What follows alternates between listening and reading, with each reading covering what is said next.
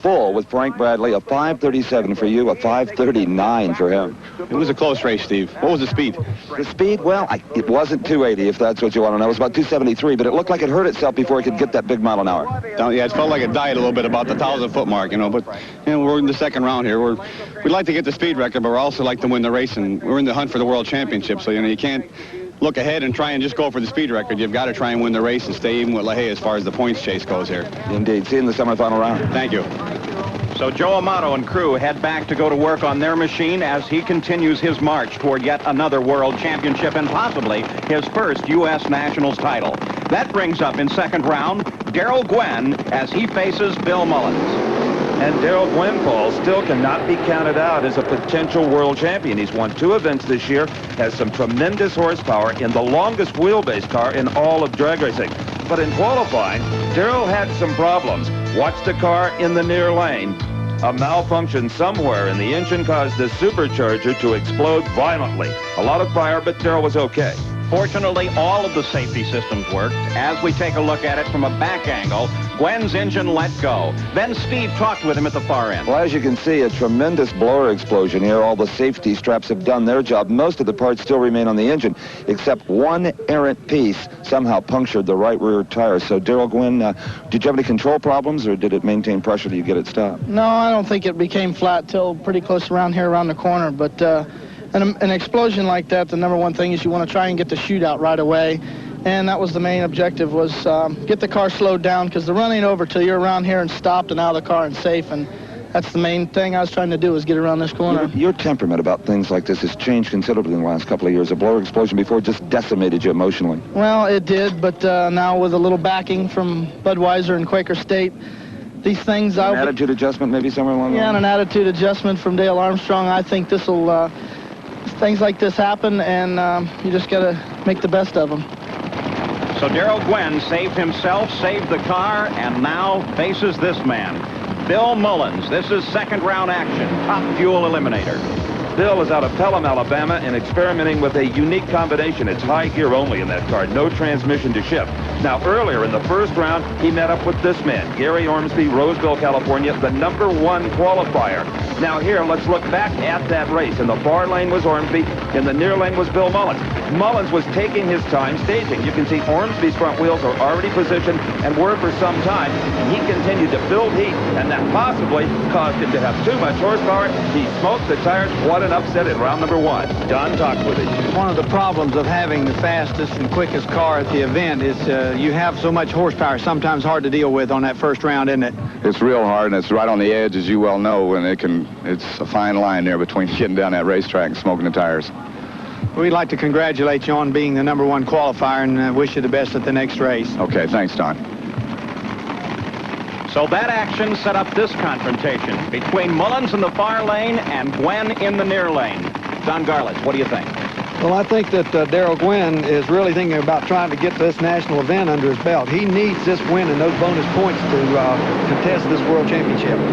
They both come off the line even. Gwynn rips over toward that center line, and coming to the finish, it is Darrell Gwynn with a 5:30.275 to a losing 5:57.262 for Bill Mullins.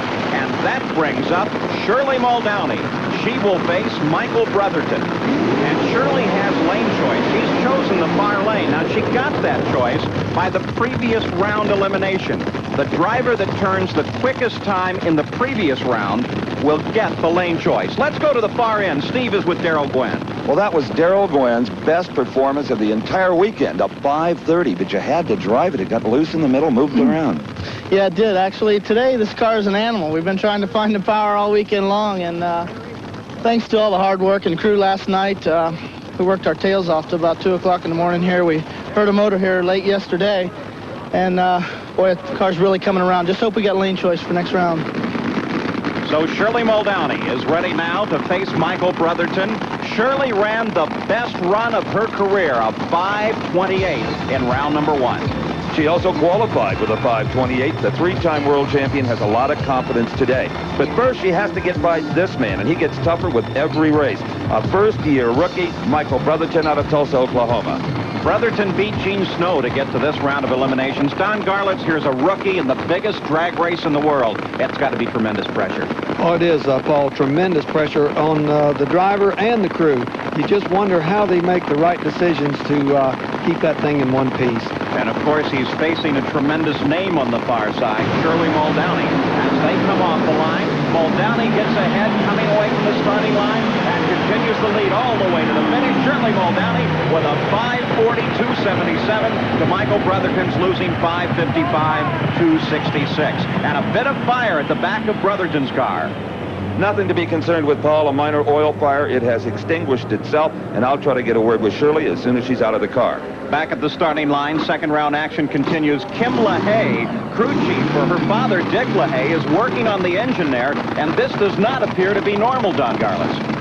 They're having a little bit of a problem there with a starter. That's a starter wire they're trying to put together. They're holding it together with their bare hands to get that engine started. So some quick thinking and brave moves by both Kim and Jeff LaHaye in this family affair that is the LaHaye team. In second round, Dick LaHaye will face Eddie Hill, world championship boat racer. He's still looking for his first national title, and he would love to have it happen here at the most prestigious event in drag racing, the U.S. Nationals.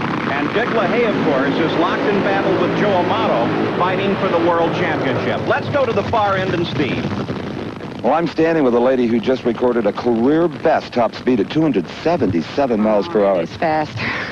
Would have liked a little better ET. 540. Well, it shook on me out there, but it's clean and nice, and we know what to do. You can go back to that 528 from the first round? Yeah, we get to, 28, and that may, I think, 2 more 28s might do it. Get to race my friend Joe.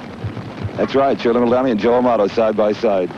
And that will make for one terrific matchup. Ursie Hill helps her husband Eddie back his machine into place at the starting line, putting those rear wheels in just the right position for a launch. Eddie Hill, motorcycle dealer out of Wichita Falls, Texas. He faces Dick LaHaye, the quickest man in the sport with a 5:17 earlier in the season and 3 Nationals victories so far this year. So it's LaHaye on the near side. On the far side is the Texan Eddie Hill as the Texan inches up through the staging lights and is ready for his run against Dick LaHaye. LaHaye watches very carefully from the near side. And, Paul, every time you see Dick LaHaye, he's wearing a big smile because he is enjoying his greatest ever season in drag racing. LaHaye near lane, Eddie Hill far lane. The staging is complete. Green light flash, and they're away right together. No man had an advantage off the mark, but it is Dick LaHaye by a clean car length. 5.30, 267 miles per hour. Eddie Hill at 540. And that sets up maybe the greatest semifinals ever. It will be Dick LaHaye gunning for that world championship up against Daryl Gwynn. Lane choice to Gwynn, and that could be important. And Shirley Muldowney, she could be the spoiler in this whole thing. If she meets Joe Amato, Amato will be able to pick his lane. Now, Amato had a little engine trouble in this round, and there's his crew back in the pit area. They're checking the bearings on the bottom there, and there's Tim Richards, the famed crew chief, reassembling the engine, putting the supercharger manifold back on it. So apparently, they have fixed whatever was wrong inside. We'll be back with more drag racing from the U.S. Nationals. We're back at Indianapolis Raceway Park, where the crew is putting the finishing touches on Shirley Muldowney's pink dragster for the Top Fuel semifinals. I'm Steve Evans, along with Paul Page and Big Daddy Don Garlits. And, Paul, we are ready for the second round of funny car competition. And what a pair it is. The defending champion, Mike Dunn from California, who earlier recorded that 278-mile-per-hour track record. He needs to run within 1% of that today to back it up for an official national record. And he's up against, well, what can you say? Don the Snake Prudhomme has won here 6 times, 3 in Top Fuel, 3 in Funny Car. He took last season off, but has come back with a vengeance already this year, having won the Motorcraft Gator Nationals down in Florida. And Mike Dunn, of course, with the roof hatch up to let whatever fresh air he can get into that cockpit. Now, Mike Dunn, who won here a year ago, he's a machinist by trade. His car owner elects to run the car only a few times a year. Don the Snake Prudhomme, well, he's in the full pull, running all 14 NHRA national events, and hopes to get one more win before this season is over. And Don Garlits, earlier in the day, you spent some time with Prudhomme helping him out, really. Yeah, the Snake has been having a lot of trouble getting off the line here. He's constantly been spinning the tires. In fact, he qualified 16th at this event. Very unusual for the Snake. Well, he's made it to the second round, Don. What kind of things did you tell him? Well, I told him, you know, we're running tremendous high gears in these cars today, which is evidenced by the high speeds that these cars have been turning. And Snake put a couple of those high gears in his car, and it's helped him considerably. Is he going to give you a piece of the action when it's over? Well, I sure hope so. I hope he does well. You know, the Snake and I have been friends for a number of years. Well, the Snake we see here has been having problems smoking the tires. Not so Mike Dunn. In fact, his car runs slower off the starting line than just about any other. And they're away. Don Prudhomme loses traction. A little smoke out of Mike Dunn's car, but look at Dunn run on the other end. Mike Dunn goes to the semis, but a rather slow lap time. A 5.97, 261 miles per hour. He got a big break when Don Prudhomme smoked the tires. Now watch Prudhomme on the far side. Immediately, as he comes off the line, those tires begin to spin. Then the telltale blue smoke that says traction is gone. Mike Dunn roars on to a victory and into the semifinals. Well, anytime the world's fastest funny car driver, Mike Dunn, slows down into the 260-mile-an-hour range, something went wrong. What, Mike? Oh, it got a little loose out there. I don't know if the track's going away. It was so soft the first run, we decided to step on it a little bit the second run, and it got a little loose out there, so I didn't drive. You know, I don't drive out the back door if it spins a tire. We don't care about mile an hour then. So the smoke we saw was not from the engine, but from the tires. Yeah, and out in the middle, just it started spinning the tires, and I locked the clutch up, and she started spinning pretty good, so we'll have to make an adjustment for that for next round. My final's coming out. Thank you. So as he goes to semifinals, Mike Dunn will have to find a better balance between clutch and engine to keep those tires from spinning. We continue with action now. Second round, and there is the king, Kenny Bernstein. And what a season this man has enjoyed. He has won 6 NHRA National Championship events, has a huge lead for the World Championship. In fact, only needs one more win to tie Don Prudhomme for the all-time record of the most wins in one season at 7. The U.S. Nationals pays more points than any other race, so Kenny Bernstein of Newport Beach, California, could virtually clinch his 3rd World Championship.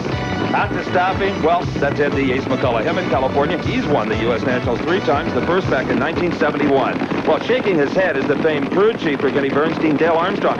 He's been doing that a lot this weekend. It has not gone flawlessly for that car. In fact, they do not have quick time at this event. That honor goes to Mark Oswald in round number 1. He defeated Jim Head with a 5.46. So Bernstein, well, he's not backed into a corner, but he's not dominant either. Off the mark together, Ed McCullough with the wheels in the air. And McCullough's engine blows. Kenny Bernstein wins it with a very nice 5.56, 265 miles per hour. Big problems for Ed the Ace McCullough and the racetrack. When that engine let go, it dumped 14 quarts of 70-weight oil in the far lane. So we've got a massive cleanup, Don Garlitz, and some concern. You bet. And the NHRA, as good as they do it, it's the best in the business. It still is concerning for the driver because they've got to drive down this track where all this oil has been deposited. And I'll tell you, it puts a lot of pressure on you. We look at this run again. Bernstein on the near side, Ed McCullough on the far side. You see the tires spun a little bit. He then pulled back on the throttle. When he did that, the engine leaned out and the engine let go. So the fire lights up, very quickly extinguished by the onboard fire systems. No problems personally for him. He is safe, as you see him there taking his fire suit off, but obviously they've got a lot of work to do to get the engine back in shape. Let's go to the far end and Don. Tell me, does that 5.46, do you concern yourself with that, or you just go on your own deal and kind of tunnel vision and don't look at the other competitors? Well, I wish you could tunnel vision it, but it's awful hard to not think about a 5.46 by your competitors. But we started to work on it this round to maybe step it up a little bit and go after it a little harder so that if we get fortunate enough to make it to the finals and Mark gets there, then we'll be ready for him. We can't wait till the finals and step on it. You know that. It'll be over with. You've done a real good job today with getting this car nailed down in the center. That was what was plaguing you before, keeping that drive shaft speed down. Dale is evidently getting that worked on. Absolutely. The starting line's great. It leaves good there. In fact, we're soft on the starting line. We needed more. But like you said, in the middle of the racetrack, 150, 200 off the line, it was tough to get it hooked up. But maybe now we got it going. Dale's certainly working at it. Well, we wish you the best, Kenny. Great. Thank you. Well, Kenny is always giving Dale Armstrong all the credit. Armstrong will tell you that Kenny's driving this year has been a big part of their success. And here in the pit area, talking about success, there's Kim LaHaye, who has raced her father's Top Fuel Racer to 3 wins this year, and she hopes for her first ever U.S. Nationals. We'll be back. Indianapolis Raceway Park, the U.S. Nationals, the 33rd edition. Over 125,000 people have been out to Raceway Park over the week long of activities, and this is the final day. This determines the champions. In funny car, John Force now is set to take on Mark Oswald. And this has been John Force's greatest year out of a dozen seasons he's been competing. And a lot of that credit, he'll tell you, has to go to Austin Foyle, his crew chief, the man who formerly ran the famed Chi-Town Hustler car. The body being latched down on Mark Oswald's machine, that is a fiberglass replica of a Ford Thunderbird. Let's remember now, Oswald is the quickest car here at the U.S. Nationals in the funny car category with that 5.46. Leonard Hughes, the crew chief on this machine. Oswald now glides out of the water and squeezes into that throttle. They do the burnout in high gear, then he'll back up and has to remember to put it back into low gear. Now, this is a rematch of the final round of yesterday's Big Bud Shootout. It featured Mark Oswald up against John Force. 8 cars started in that particular competition when it got down to the final 2. In fact, let's go back to yesterday and take a look at that final round. In the near lane, as he will be today, was Mark Oswald. In the far lane is John Force. Now, Oswald was off the mark first. Oswald, when hooked up, appeared to have it in hand until he lost traction. A water line broke, put some water under the rear tires. John Force collected $50,000 for 5 seconds work, his biggest payday ever. I talked to him. So we're beating the final last year. Everybody knew how badly you wanted, and you've done it, John. You've done it for your crew, for yourself. My sponsors, my crew, my wife, Austin Coyle, baddest person I know, and all them people up there. I love all of you. And they love you. Got no words here, man. I understand. John Force has been waiting so long for this. An earlier national event win in Montreal, Canada was not televised. Many of his fans were unable to see it, and here is the crew for John Force. Great. The biggest payday in this man's professional drag racing career, which started on the drag strips of Australia and New Zealand. It was the only place he could get paid to race. No longer. But now, 24 hours later, this is the rematch, and it's for the title of U.S. Nationals Funny Car Eliminator.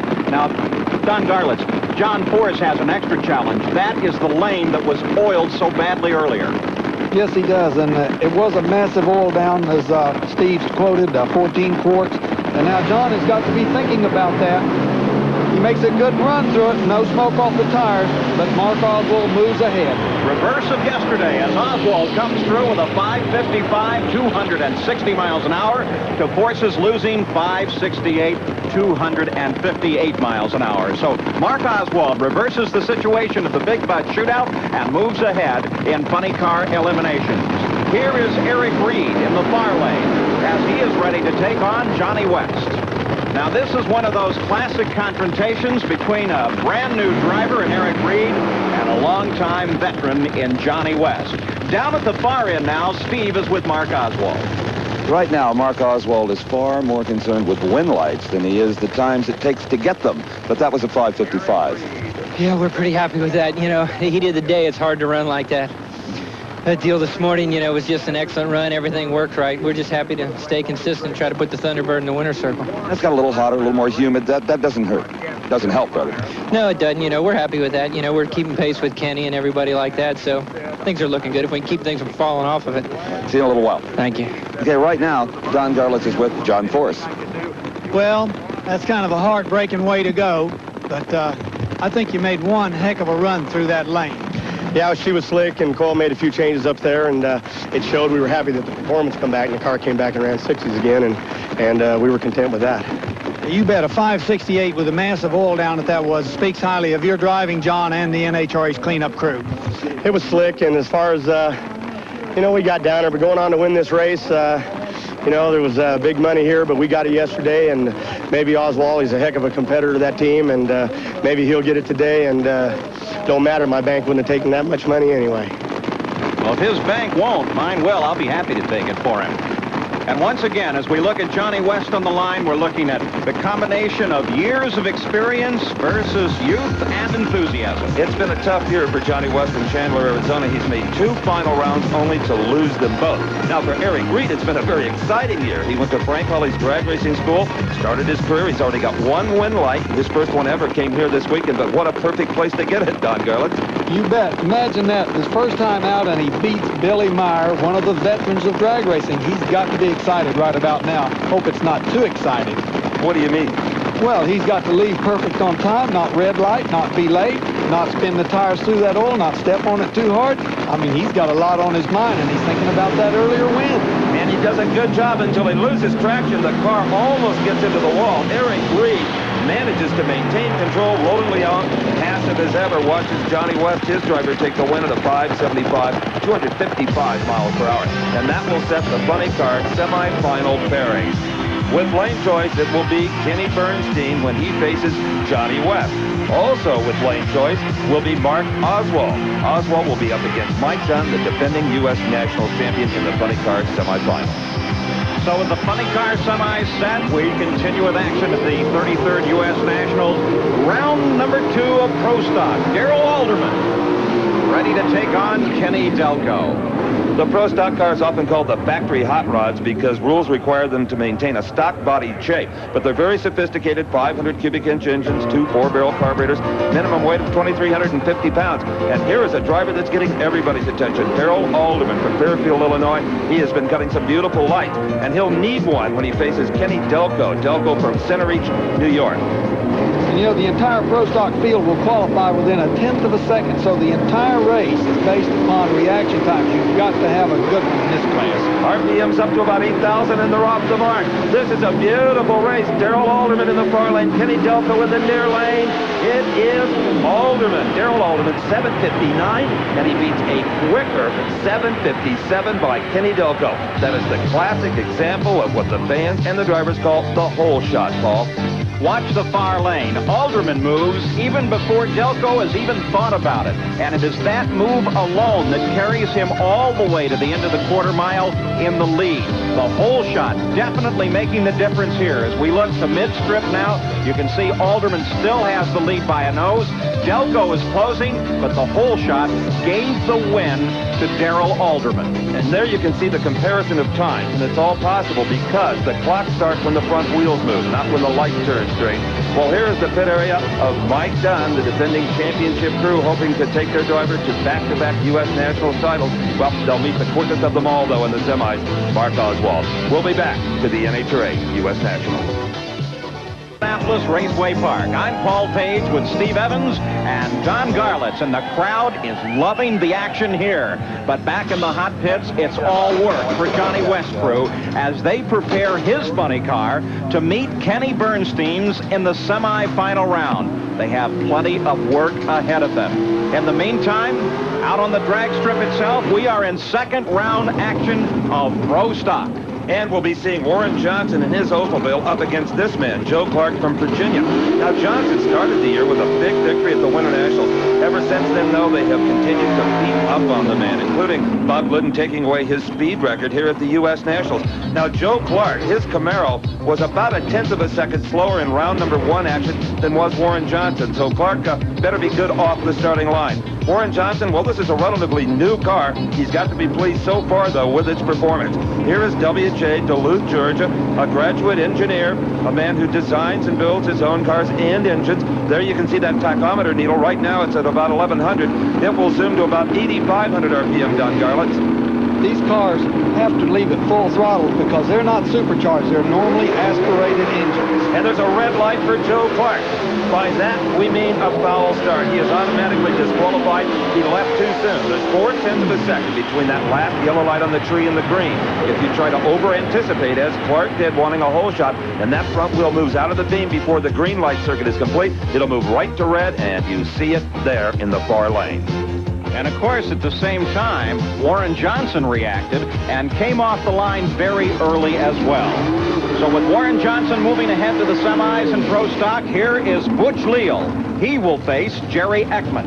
And it is Butch Leal who is trying to prevent Bob Glidden from winning his 8th Pro Stock World Championship. In fact, until a couple of races ago, Butch Leal had the points lead until Glidden suddenly got that Ford Thunderbird back on track. And I'll tell you, Jerry Ekman, Paul Page, what a season he's had. He broke that long down spell for Chevrolet by winning the Summer Nationals, the first time Chevy had won in over a year. And it was Jerry Ekman of Ventura, California, who accomplished that. A fine driver in a very fast Chevrolet Camaro. He will face Butch Leal, who has already scored 3 race victories so far this year. Don Garlits, Pro Stock takes a lot of time staging. That's correct, because they have to leave at such full throttle position. The engines are up high, and the guy that goes in first is at somewhat of a disadvantage because it's heating up his clutch, it's over-revving the engine. They want to stage last for the best advantage. Well, this one is over really before it began. Jerry Ekman in the far lane, he did not win it. As it appeared, he left a red light in his wake. Another foul start. But Butch Leal outran him anyway, a 7.57 to a 760. So Jerry Ekman just rolled the dice and came up snake eyes. Watch the Christmas tree in the car on the left side of the screen. The red light shows that Ekman moved first. Already, Butch Leal has won. Let's go to the far end. Steve Evans. Butch Leal climbing out of his Pontiac Trans Am. And Butch, did you see the red light from the competition? Red light, and my car rolled, and I put the clutch back in, the light changed. I didn't see Jerry red light at all. I thought, I'm dead in the water here. Here I am dead in the water. I thought he caught me. Well, you're alive and well with a 757. Yeah, it was a decent run. I didn't realize he red lighted. I didn't see. I looked down at mine. I said I had to be super late. This is Jerry Ekman. Did you know you red light? No, I didn't. I saw the color and moved. I must have caught a real close one. You must have, but it caught you, actually, as it turns out. Apparently. I saw it and moved. I thought I got a winner here. And let me tell you, this guy here has been running good all year long. He won Englishtown, and I'm very proud of him because he's from California, and, I am too, and they've done a great job, and hopefully they'll be with Pontiac next year. Well, the man in the blue suit moves on to the semis. And the mark of a pro, he wasn't distracted by what was going on the other side of the race course. Back at the starting line, it is Bob Glidden on the near side, looking for an unprecedented 8th U.S. Nationals title, and he faces Ken Koretsky. Kenny Koretsky, Paul, is in his first year of Pro Stock racing. That is the former Rear and Morrison Camaro, so we know he's got very strong wheels, also a Rear and Morrison motor. But Kenny has taken to driving these machines like a duck to water. They're maybe the most difficult car of them all in drag racing to drive. They're 4-speed transmissions. You've got to do everything right. They leave very, very hard. Set the driver back in the seat, just kind of roll his eyes back up. But Bob Glidden has already had a tremendous weekend, because 2 days ago, in the final of the Mr. Gasket Pro Stock Challenge, it was this man from Whiteland, Indiana, Bob Glidden, and his Ford Thunderbird up against, from Arlington, Texas, Bruce Allen in the Chevrolet Beretta. Did the fans love this one, Paul? It was Ford and Chevy side by side. The winner to receive $25,000. Now, Bruce Allen was looking for his 3rd consecutive victory in this competition. It was Allen in the near lane, the Thunderbird of Glidden in the far lane. Allen was the last to stage, and that might have been an advantage. He was off the mark first. A sizable hole shot for the Chevrolet in the near lane, but look at the power of Bob Glidden. This was 2 days ago. Glidden won it at 745, 188 miles per hour to Allen 764. Well, the dominance of Bruce Allen and Chevrolet in the Mr. Gasket Pro Stock Challenge has come to an end at the hands of this man, Bob Glidden, and his Ford Thunderbird, a 745, but he gave you fits off the starting line again. It was he might have left on me a little, but I think he must have had a little track trouble. We broke about 1,100 foot, I think. You broke something? Yes, and I think we won the race, so. You did indeed, I can guarantee you that. But was there a moment there when you had your doubts? Well, it's hard to say. I let the clutch out, and out of the corner of my eye, it seemed like Bruce was ahead, but by the second gear change, his car faltered, I'm sure we changed lanes because we thought the right lane might have a little problem 100 foot out, so apparently we made the right choice for a change. And you know how much money you've just won? Absolutely, 25,000 big ones, and thanks to Joe Rutke and the people at Performance Group, and by gosh, we're glad, we're happy, we appreciate it. And we're happy for you. Thanks, Joe. Bob Glidden, he won it. And whatever whatever Glidden broke then has certainly been repaired by now, and Glidden is as powerful as ever. Now he faces the challenge of Kenny Koretsky. Koretsky got to the second round of pro stock by beating Nick Nicolas. Now, though, he has to take on one of the toughest in the sport. Without question, the toughest in the sport. And as Don Garlits pointed out earlier with Eric Reed, the funny car rookie, all the pressure really is on the man in the far lane. And Kenny Koretsky showing his inexperience. He was asleep at the switch. Bob Glidden with a monstrous hole shot. And Glidden has an easy one here to go to the semis. Rusty, his son, likes it. A 7:47 defeats a 7:55. But with Koretsky being as late as he was, it looked worse than it should have been. So here's the semifinal round pairings. It will be the Ford of Glidden up against the Trans Am of Butch Leal. Glidden will have the lane choice. The other half of the semis, the Olds of Warren Johnson against the Chevrolet of Darrell Alderman, and Johnson there has the lane choice. So second round completed in all categories. Now we wait for the semifinals. And back in the hot pits, Kenny Bernstein's crew working on his machine. He will meet Johnny West in the semis. And up just behind the starting line, Shirley Muldowney puts on her equipment, ready to face Joe Amato in the semifinal round of Top Fuel at the 33rd U.S. Nationals from Raceway Park. Today at Indianapolis Raceway Park for the 33rd U.S. Nationals.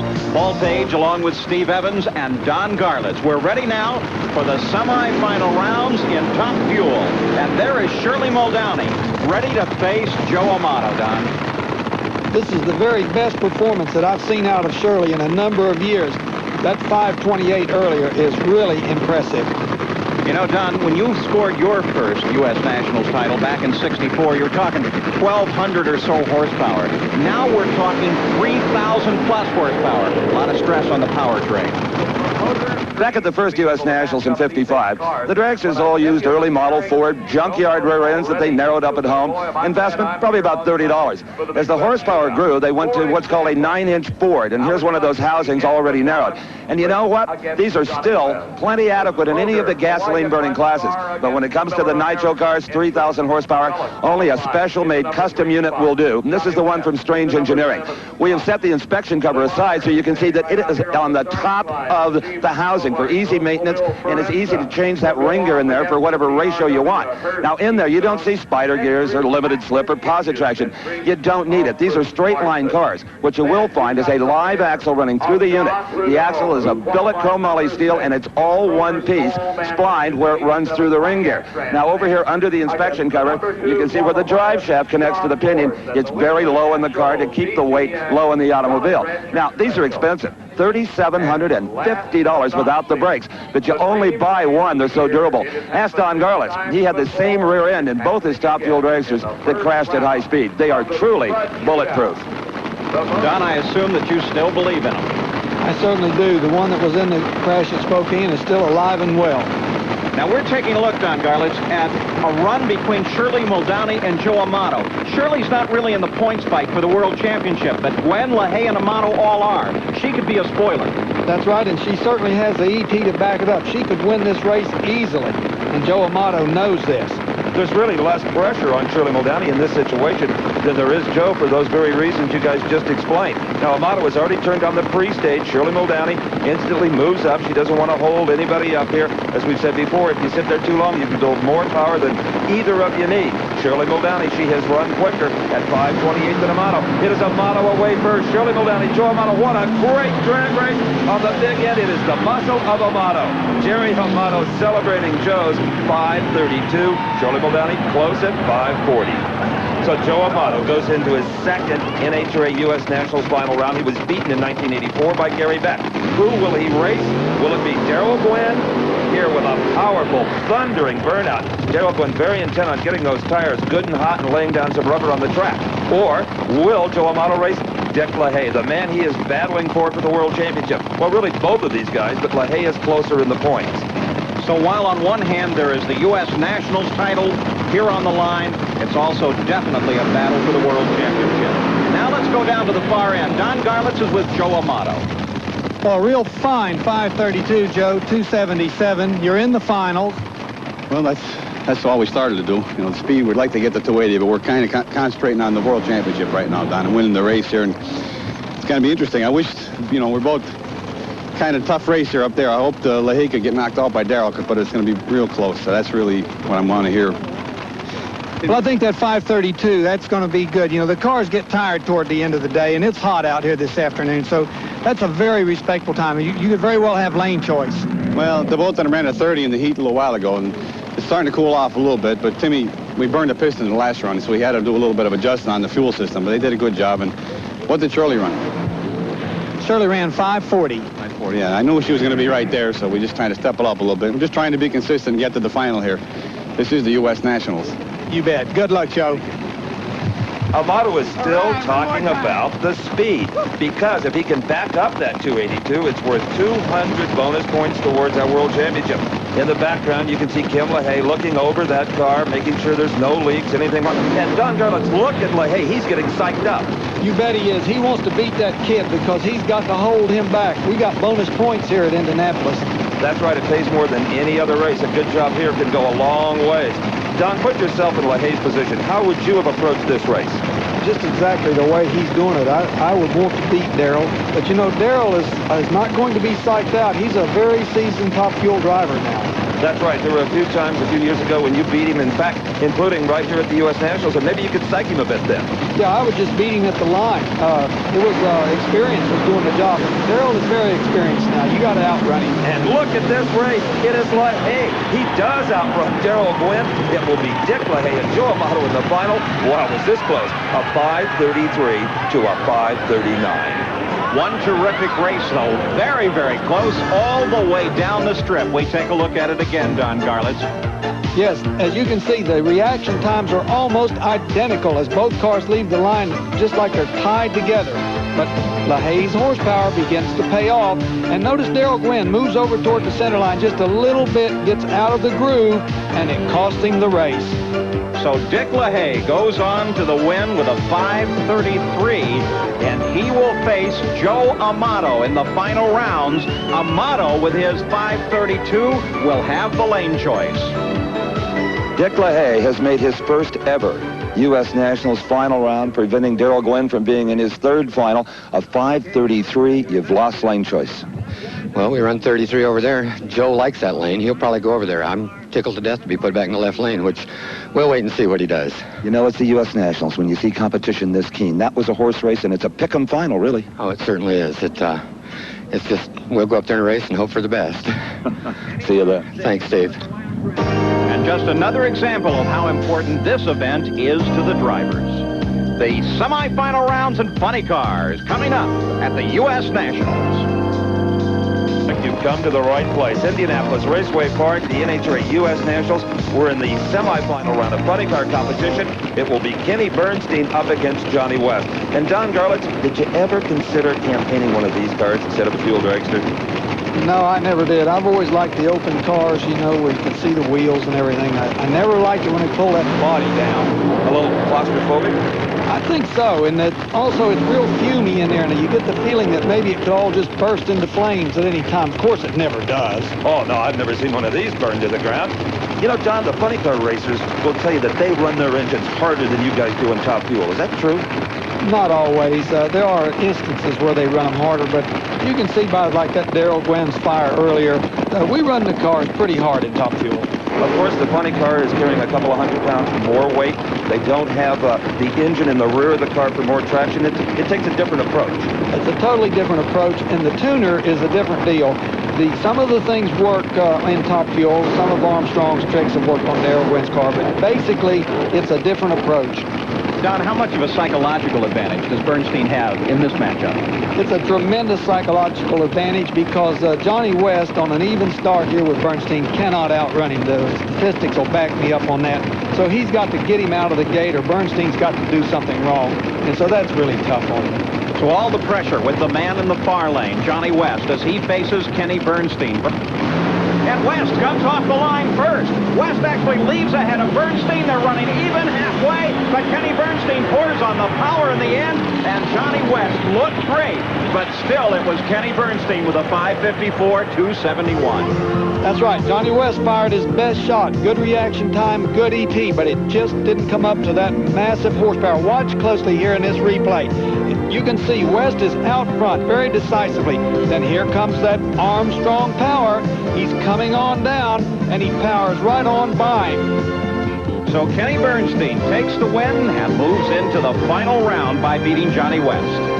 Well, Kenny Bernstein will make a final round appearance due to a 5:54 elapsed time. Smooth, clean, beautiful. Smooth on the outside and clean, but shook real hard on the inside, Steve. It lost some time in the tire shake, but we had to step on it to see if we can get it to go. Oswald's still out there ahead of us. Would you expect to meet Oswald in the final the way things are going? Well, you never know. It's a tough day at the U.S. Nationals. To get here is an honor to begin with. But you know, the two cars have been going hard all weekend since Thursday. They've been there. And they've been beating up on you. They're trying to take all your records away from you. Mike Dunn got speed. Oswald's trying to get ET. You'll be lucky to have your name in National Dragster if you don't win this. I agree with you, but all we care about is winning the U.S. Nationals and the Winston World Championship for the third time. Okay. So for Kenny Bernstein, one very important day. And in the finals, he will face one of two men, either Mark Oswald or Mike Dunn. Don Garlits, both of whom have very impressive records here. Yes, they do. The 546 for Mark Oswald is just an unbelievable ET, and of course the 278 miles an hour for Mike Dunn is just practically unbelievable. Well, you've got the fastest car meeting the quickest car. And, Don, I want to put you on the spot. Who do you pick of these pair to race Kenny Bernstein? Well, I think it's going to be Mark Oswald because the only problem they had in the Big Bud Shootout was a water line came loose. They have fixed that, and they have just been model consistency all day long. And I don't think that they're going to shake Oswald up. Okay, you heard it from Big Daddy. He picks the red car in the near lane, the Thunderbird body machine of Candies and Hughes, driven by Mark Oswald. In the far lane, sitting there calm, cool, and collected, it would appear, was Mike Dunn. A very smooth staging process. Oswald has lost traction. The car turns sideways. He's off the throttle. Mike Dunn wins it. Again, over 270 miles per hour. And as Don Garlits pointed out earlier with Gary Ormsby, sometimes when you're the quickest car, you're also right on the edge of having just that happen. Not enough racetrack for the kind of power you're building. So Mike Dunn moves into the finals against Kenny Bernstein with a 563. Well, Oswald did a terrific job of gathering the car under him after coming off the line. He moved first, and then almost immediately the tires lost their traction. Now, Dunn lost traction as well, and then Oswald's car pitched sideways, and he had to drive it away from the barrier. So in the final round, it will be Kenny Bernstein facing Mike Dunn, and Bernstein will have the lane choice as he looks for a third world championship. Well, for the second year in a row, young Mike Dunn is in the final with a fine 572. Well, I like this race. This race has been pretty good to me the last couple of years. We softened her up a little bit for that run, and it got down through there, but we're going to have to step her up a little bit for the final for the Bud King. Yeah, did you know that Oswald had smoked the tires? I figured he probably did because he was out there a little bit off the start, and then he disappeared, so I thought he might have, spun the tires or something happened to him. Well, I know you got a lot of work to do, so congratulations once again, Mike. Thank you, Don. And Mike Dunn knows if he's to have any chance against Kenny Bernstein, that crew has got to make that car leave the starting line just a bit harder. And for Kim LaHaye back in the pit area, I believe she's thinking, if I can just make my dad's car do exactly what it did the round before, we can beat Joe Amato. Stay with us at the NHRA U.S. Nationals. NHRA U.S. Nationals. We're ready for the semifinal round in Pro Stock. I'm Paul Page with Steve Evans and Don Garlits. And Don, as we watch Joe Amato's crew get ready for the finals, what are they thinking? What are they doing? Well, they're all just being real cool. Tim Richards is putting on some parts. This team is, they're a very relaxed group. You don't see very much excitement over there. Each one is very meticulous in his work, though. Well, we're about to see some excitement as here comes the semifinals of Pro Stock, and this will be an Oldsmobile versus Chevrolet Camaro affair. And there is the Camaro of Darrell Alderman. Now, he is in the far lane. Warren Johnson put him there. Warren Johnson had lane choice based on the ETs in the previous round. He has taken the near lane with his Oldsmobile Forenza. And Don, even though Darrell Alderman knows that Warren Johnson has the quicker car, Johnson knows that Alderman has just been knocking that tree down with hole shuts throughout this event. That's how he got here. That's exactly right. The The question here is going to be who gets off the line first. These cars are very evenly matched. Now, you mentioned before that sometimes with the Pro Stock, because of the way you have to bring the RPMs up, that staging last can be an advantage. Let's see what happens here. Who will go in, brake first, and turn on both those little yellow lights on top of the tree? There's Warren Johnson, a little fidgeting around there, making sure the car's in low gear, got a good grip on the wheel. In the far lane is the Camaro. That is Darrell Alderman, and only one car will go to the final round. The other goes back in the trailer. They are both pre-staged. Nobody's moving, Don. No car wants to go in. They just want to sit there revving up their engine. The starter will get nervous. He'll want to force them in because nobody wants to give up that advantage of staging last. And these are not like the fuel cars. A little bit of heat buildup here isn't going to hurt them. There's the starter indicating they better get in there. And they have the races on. Darrell Alderman just drilled Warren Johnson on the starting line. It is Darrell Alderman. A 7:59 beats a losing 7:53. Warren Johnson will be kicking himself. Well, Warren Johnson was totally asleep when the light came on. Alderman nailed the throttle and disappeared. So Alderman moves into the final round. And he will face the winner of this matchup between Bob Glidden and Butch Leal. Now remember, Glidden working for an unprecedented 8th U.S. Nationals victory. He certainly knows how to win this particular event. On the other hand, Butch Leal has never won here, so he certainly has a tremendous incentive to win. Let's go to Steve. Well, Darrell Alderman is slowly but surely, I think, stealing Butch Leal's title as the king of the hole shot in this class. You ran 59 to his 53. You got the light. Yeah, I just had the brakes, I guess, Steve. What was going on up there? Nobody seemed to want to stage. Well, you know, you go up and you decide to stage first or stage last, and I'm sure Warren decided to do the same thing. So both guys wanting to stage last is what we're looking at. Yes. What breaks you? I don't know. Buster Couch, the starter? Buster, yes. He can break you quick. Okay, very good job. Beautiful driving. Well, Wayne County prepared the car good. That's the main thing. It has been quick. Going into the final round, Darrell Alderman. Don Garlett said so many times before, the key in Pro Stock is whoever gets the hole shot, who gets away first. That's exactly right. You've got a whole field of 16 cars separated by 1/10 of a second. It's a hole shot game. Well, Buster Couch is the chief starter at all these races. He can play those games, too. Sometimes if there's a long staging war, they'll move in. He'll give them a long light, and both drivers will sit there with those RPMs up, and occasionally one will red light. So you take a chance of Buster maybe taking you on when you play those games. That's exactly right. The wrath of Buster Couch, the starter. So we'll see who wins this battle, Leal, Glidden, or the starter. Butch Leal, fantastic at leaving. Bob Glidden, incredibly consistent. Glidden in the near lane, Leal in the far lane. As finally Glidden inches up, immediately Leal comes as well. Leal pulls the front end off the ground while Glidden drifts over to the center line. They're even at the halfway point. Now Glidden pours on the power, and Bob Glidden goes into the final round. Glidden with a 7:58, 188. Butch Leal with a 7:68, 183. Don Garlett's good, evenly matched race. Yes, it was. And Butch Leal, who usually gets the hole shot, didn't get it this time. Bob Glidden, up to a very fine performance, took off from the start and never gave an inch. But as they both left the line, Don, both of them were really out of control. Oh, yes. Bob Glidden moved almost on the center line. You can see the mark, so within about 6 inches. But he pulled it back into control and went on for the win. Once he got it pointed straight, he nailed the power, and Bob Glidden moved into the finals in a possible 8th U.S. Nationals victory. Glidden has the lane choice over Darrell Alderman by 1/100. Let's go to Steve Evans. Bob Glidden got out of the car saying, I took the wrong lane. What happened? Sure did. Well, we had a lot of wheel hop and spun, shook, got a little crossed up. I wasn't sure we didn't cross the center line at one point. Well, only by 100th or so do you have lane choice over your opponent in the final, Darrell Alderman. It surprises me that we'd even have lane choice, Steve, as the one we made. I don't know. 58, 7:58. 7:58, and I think Darrell went a 59. You watch those scoreboards, too. Well, I'll tell you, the competition, you know how it is. Can you believe you're going into your 11th final round in a row consecutive here at Indy? I believe it. I know it. We work especially hard for this race, Steve. Where's this crowd behind you? We've got great fans, especially here, but everywhere. Okay. Thanks a lot. The amazing consistency of the man from Whiteland, Indiana. His shop not 20 miles from here as he goes into the final round. In the meantime, back in the pit area, Kenny Bernstein's crew, Dale Armstrong and the boys, go to work on his machine as they prepare for their final round matchup with Mike Dunn. And we'll be back with the final rounds in a moment. Back at Indianapolis Raceway Park. This is Paul Page with Steve Evans and Don Garlits for the NHRA U.S. Nationals. And there's trouble with Kenny Bernstein. Let's go to Steve Evans. There is a cavity between the frame rails of Kenny Bernstein's funny car.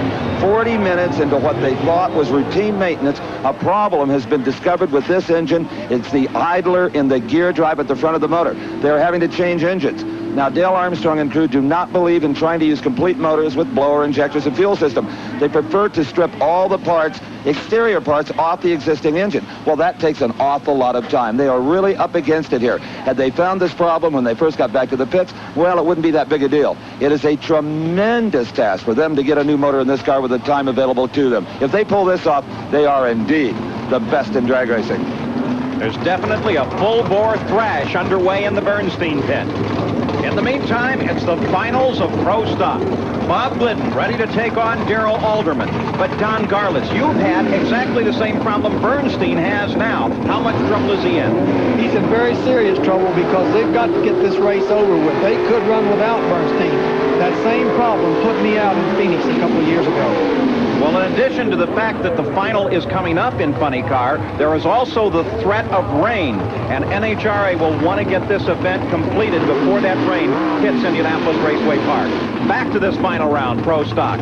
There is Darrell Alderman. He would love to see a victory light at the end of this run. In the near lane, Bob Glidden, looking for an 8th World Championship, looking for an 8th U.S. Nationals title. Don, are we looking at another staging battle here?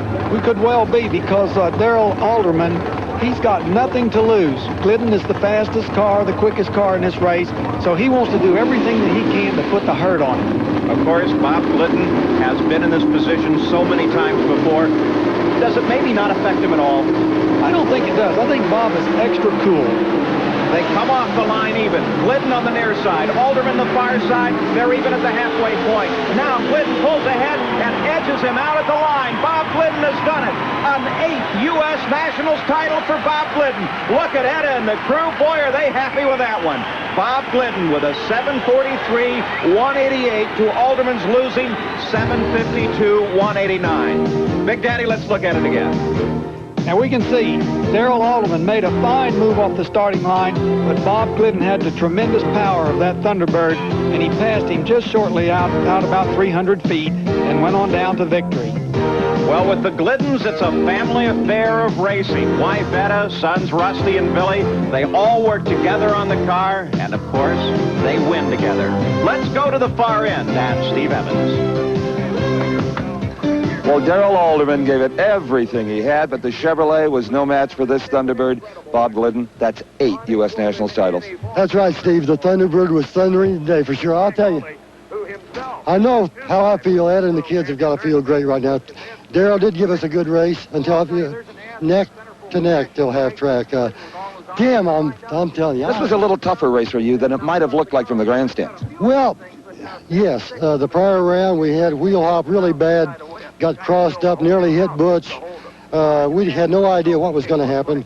We kind of threw the dice. We told Darrell we were going to take the right lane, and then, well, we decided we'd take the left lane, so I guess the boys made the right decision again. Terrific job. Congratulations. Thank you, Steve. Thank you. Don? Nothing to be ashamed of. You didn't win, but you certainly made a fine showing. Yeah, well, we're proud of it. Wayne County's worked hard to get this car down the track and make power, and I'm just tickled for them. Well, there's got to be winners and losers, but today you're a winner. Yeah, I feel like we are. Thank you. Okay. Well, Darrell can be proud. He was a worthy opponent, but the win went to Bob Glidden. Who will win in Funny Car? They've got the blower back on in Kenny Bernstein's pit area, but obviously they are still thrashing.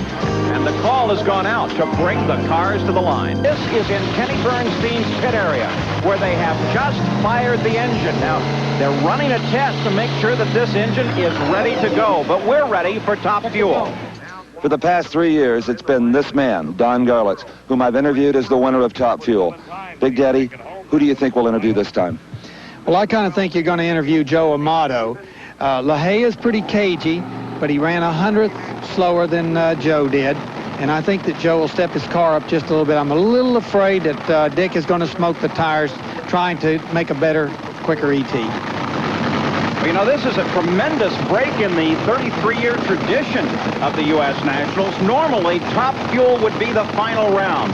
But apparently they've decided to give Kenny Bernstein an extra few minutes. We're threatened by weather now, the possibility of rain. So we're going to roll with the final round of Top Fuel before Funny Car. And you're watching as Dick LaHaye and Joe Amato move to the line. And let's point out that running Top Fuel first in no way inconvenienced these two drivers. They were in the lanes, pacing around nervously. They want to get this one over with. It's the biggest of the year for both of them. One tremendous confrontation between two men. This man, Joe Amato, and Dick LaHaye, they have been locked in battle throughout the entire season. And neither of these two men has ever won the U.S. Nationals. What would it mean to Joe Amato to win his first ever U.S. Nationals in Top Fuel? Well, Steve, to win the Nationals, the big one of all time, and hopefully set the speed record and back it up in the final, that'll be a storybook ending and a dream come true. I don't know if I could take it. It's probably the most important race of my whole career. You know, this is the grandfather of all drag racing, and it's the biggest drag race of the year. And to win this would just be astounding. I mean, I would probably be lost for words, to be truthful with you, and we'll have to wait and see what happens at the other end. Well, there you have Dick LaHaye's indication of just how important this event is. Don Garlits, it really is special for these Top Fuel drivers especially. I can vouch for that personally. I've been in this position 8 times, and it's just great. It's a Cinderella storybook ending. They both were telling it like it was. How much additional pressure because of the event itself? Like, well, you could see when the shot of Dick earlier with his hands, he was just gripping his hands together in the cockpit. He was just trying to calm himself for this event. So it's Dick LaHaye in the near lane, Joe Amato in the far lane. Both begin to inch up now into the staging lights. The final round, Top Fuel Eliminator, the 33rd U.S. Nationals. Both of them move forward ever so slowly. The light goes green. They come off the line fairly even. LaHaye wavers the front end just a bit, but Amato takes it all the way for the win. Joe Amato with a 5:26.279 to a losing 5:25.274. And Joe Amato wins his first U.S. Nationals. Don, let's look at it again. Paul, we've been talking about reaction time this entire race. You're going to see right there, Joe wins the race by leaving first. LaHaye actually had a better ET and should have won, but Joe, virtue of that leave, has won the race. Joe Amato had the best leave of any driver in Top Fuel. The driver won this one. He ran 100th quicker and you beat him. Well, Steve told me it was going to... Steve, I'll be okay, Steve. That's okay. I'm not excited or nothing. God, the U.S. Nationals. Tim told me it was going to be real tight, he said, but you're going to have to weld them to the tree. You know, we've been driving real good all day, and I've been just concentrating a real lot on the tree. And I've been getting real good lights, and, you know, I've gotten my eyes picked out the last race, so I came here with the idea that I know I was going to have to do real good, and thank God they gave me enough power to do it. You know, nothing I could tell you would spoil this moment, but you missed the record by 1/10 of a mile an hour. God, Steve, I wish we polished the car before. 1/10. Well, that's okay. We'll get it at the Motorplex. I'm not, you know, wanted to win the Nationals. We wanted to get the points lead. You know, we wanted to do good for our sponsors, TRW, Mr. Gasket, Hearst. You know, there's a lot of people here. The U.S. Nationals, you know, the wintertime, everybody remembers who won the U.S. Nationals. Right. You know, the World Championship, this helps us on the points, too. So, you know, Tim Richards and my wife and the crew, they did an outstanding job. No one who saw it will ever forget 282 miles an hour. Thank you for that. And we'll be back with the 282. Man, we didn't back the record up, but it'll happen before the year's out. Joe Amato, what a happy man. Amato trying to back the record up. That is run within 1% of that 282, so it would go into the books as an official record. But Joe Amato, nonetheless, is the U.S. Nationals Top Fuel champion. There, the congratulations from Dick LaHaye. You have no idea what it's like to be in Amato's shoes right now. It's one of the most fantastic feelings in the world to win the U.S. Nationals. I mean, you're just bubbling over with joy, and you can't get to your crew chief, your wife, fast enough, your crew members. It's just a wonderful feeling.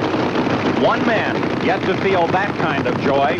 Will it be Mike Dunn or Kenny Bernstein? Well, Paul, both drivers know what that feeling is like. Mike Dunn, of course, won it last year, looking to make it 2 in a row. And back in 1983, it was Bernstein winning both the Big Bud Chute and the U.S. Nationals title. Right now in that starting line is a nervous crew for Kenny Bernstein, Don Garlits, wondering if there's anything that's going to go wrong. Remember, that engine was built in a matter of moments.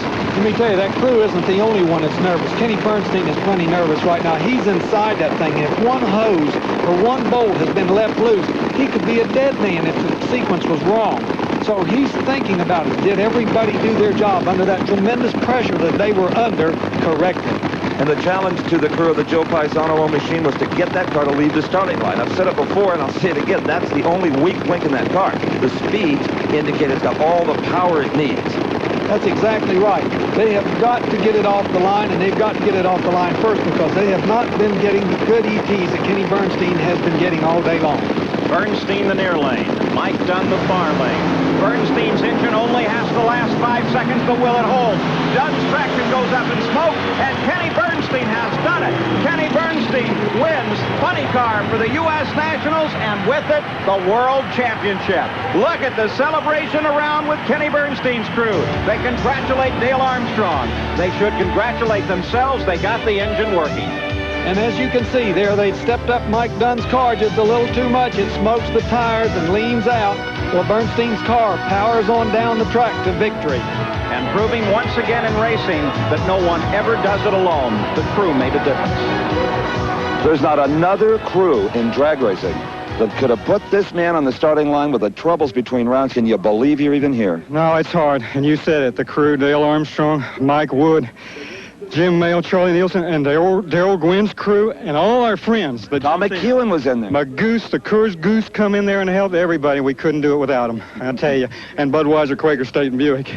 And a 553. I mean, they just came right back with a bare short block motor. Well, they did. Dale does it that way. That's the way he has them prepared because he changes the combination so much. But you never worry if you don't run out of time. But they put on the kangaroo shoes and ran hard on that one, Steve. Indeed. Kenny Bernstein, U.S. Nationals champion again. Great. It's a great one, I'll tell you. There's nothing better than the U.S. Nationals. Nothing. That says it all. So congratulations to our new champions, Kenny Bernstein, Joe Amato, and Bob Glidden. And a special thanks to that grand champion, Don Garlits, for being part of our crew here today. Paul Page for Steve Evans, so long from Indianapolis. The executive producer for American Sports Cavalcade is Harvey M. Palish. Produced and directed by John B. Mullen. Promotional consideration provided for and a fee paid by the Style Auto World Championship Team, the nation's premier source of fast lane fashions. Style Auto, the champion's choice for the style of your life.